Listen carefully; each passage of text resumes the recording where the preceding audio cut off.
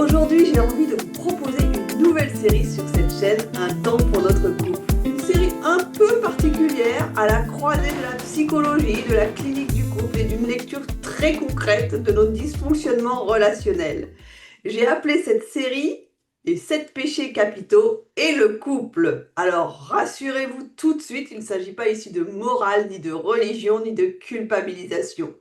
Les 7 péchés capitaux, je vais les utiliser comme une grille de lecture psychologique.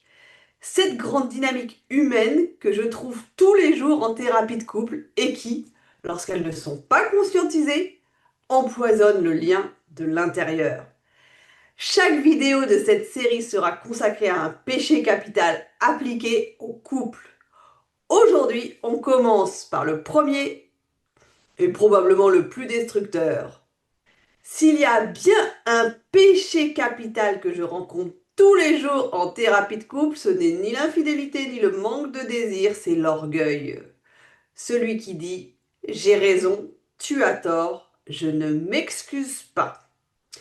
Bonjour, je suis Sophie Caldier, psychologue clinicienne, thérapeute de couple et sexothérapeute, et aujourd'hui donc on va parler d'un saboteur silencieux du couple, l'orgueil.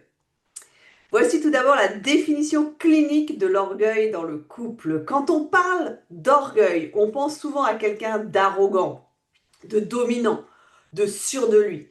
Mais en couple, l'orgueil est beaucoup plus discret que cela. L'orgueil, ce n'est pas forcément parler fort, c'est souvent se raidir intérieurement. Dans le couple, donc l'orgueil se manifeste par le besoin d'avoir raison, l'incapacité à s'excuser sincèrement, la justification permanente, la posture défensive et la peur de reconnaître une erreur. Autrement dit, se protéger au lieu de se relier. En séance, j'entends très souvent des phrases comme « Oui, mais moi j'ai réagi comme ça parce que… » Oui, mais lui aussi. Oui, mais tu comprends.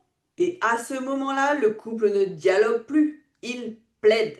On n'est plus dans une logique de réparation, on est dans une logique de tribunal. Ce que l'orgueil fait du lien. Cliniquement, l'orgueil est une stratégie de protection. On ne naît pas orgueilleux, on le devient. Mais de quoi se protège-t-on? De la honte, de la peur d'être fautif, de la peur de décevoir, de la peur d'être rejeté. Reconnaître une faute, pour certaines personnes, c'est vécu comme si j'admets que j'ai tort, alors je suis mauvais. Si je m'excuse, je perds de la valeur. Mais le problème, c'est que l'orgueil empêche la réparation émotionnelle. Or, un couple ne tient pas parce qu'on ne se blesse jamais. Ça, c'est un mythe. Un couple tient parce qu'il sait réparer après la blessure. Quand chacun campe sur sa position, quelque chose de très grave se produit. Avoir raison devient plus important que rester en lien. Et à force de ne pas réparer, la distance s'installe, puis le ressentiment, puis le silence, puis parfois la rupture. Un exemple très concret, beaucoup de couples me disent on se dispute pour des broutilles. Mais en réalité, ce ne sont jamais des broutilles, ce sont des blessures non réparées. Un mot mal dit, un geste ignoré, un besoin minimisé. Et derrière, personne ne veut être le premier à dire j'ai blessé. Parce que l'orgueil murmure, si tu cèdes, tu perds. Alors voici un outil thérapeutique concret, je peux proposer cet exercice en séance. Il est puissant s'il est fait sérieusement.